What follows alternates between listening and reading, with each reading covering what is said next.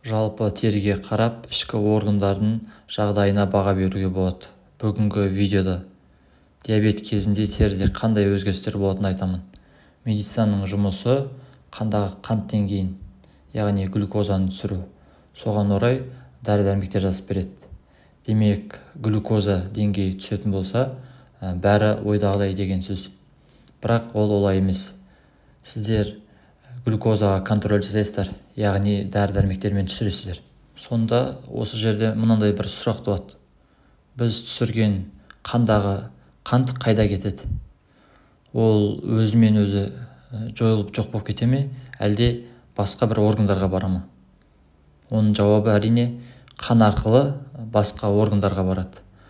Соның бірі бауырға барып, бауырдың май басуын алып келуі мүмкін. Демек, бұл шешім емес, бір проблемадан екінші басқа бір проблеманың туындауы. Жалпы диабет кезінде бізде екі проблема бар. Оның біріншісі глюкозамен байланысты. Яғни жоғарылаған глюкоза теріге әсер етеді. Ал екінші проблема ол гормонмен байланысты. Соның ішінде инсулин гормонымен. Инсулин гормонының негізгі қызметі қанда жоғарылаған қантты, яғни глюкозаны нормаға түсіру. Егер қанда глюкоза жоғарылайтын болса, демек инсулин де қанда жоғарылайды. Бұл ең соңында организмнің инсулинге резистенттілікке алып келеді. Диабетиктер негізінде қандағы қант деңгейін тексеріп отырады. Ал егер біз инсулин тексеретін болсақ, онда қандағы инсулин де жоғарылағанын көреміз. Ал енді инсулин жоғарылаған кезде теріде қандай өзгерістер болады?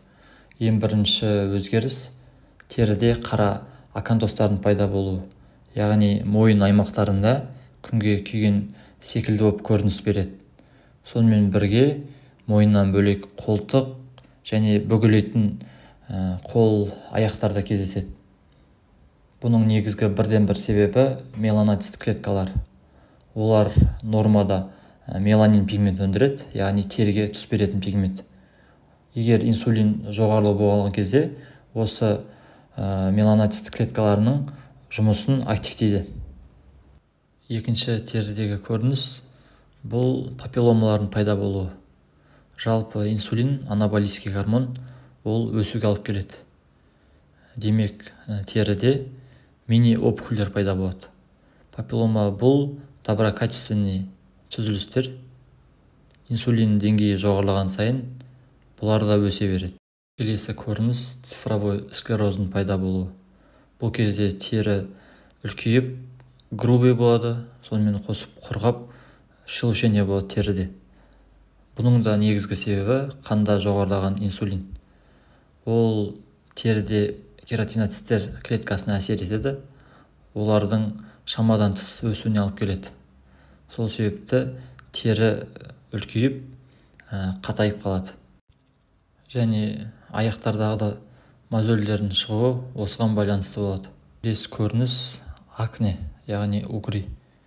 Қанда жоғарылаған инсулин сальный железаға әсер етіп, теріде угридің пайда болуына келеді.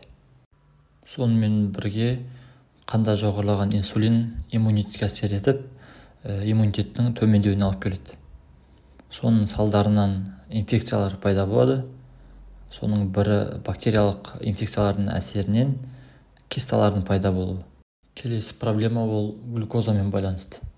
Яғни қанда жоғарылаған глюкоза деңгейі теріде көріністермен көрінеді. Соның бірі майда қан тамырларды зақымдап, теріде қызыл, розовый түсті точка дақтардың пайда болуына келеді.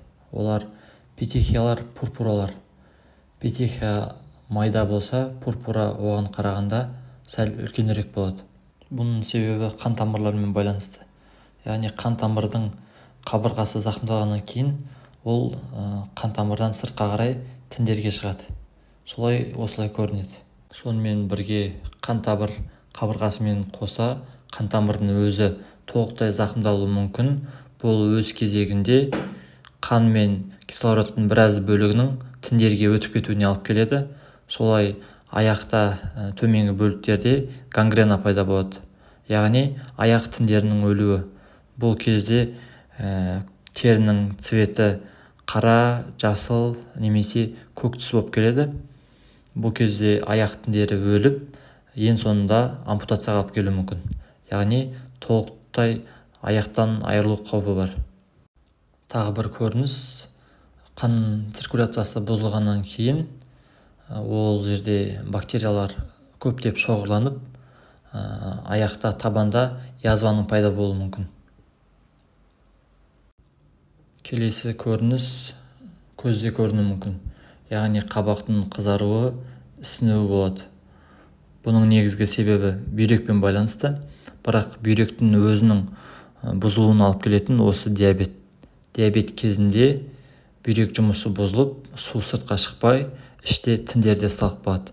Соның әсерінен аяқтың, қолдың ісінуі пайда болады. Еміне келсек, негізгі акцент симптомдармен күресуге бағытталған, ал диабеттің өзін емдеуге емес. Бұлай жасауға да негіз бар, себебі диабеттің еміне арналған дәрілерден көптеген ақша түсуде.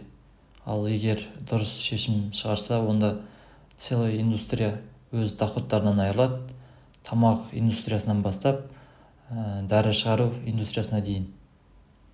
Негізгі осы еміне келетін болсақ, ол дұрыс тамақ рационы мен салауатты өмір салтын сақтау.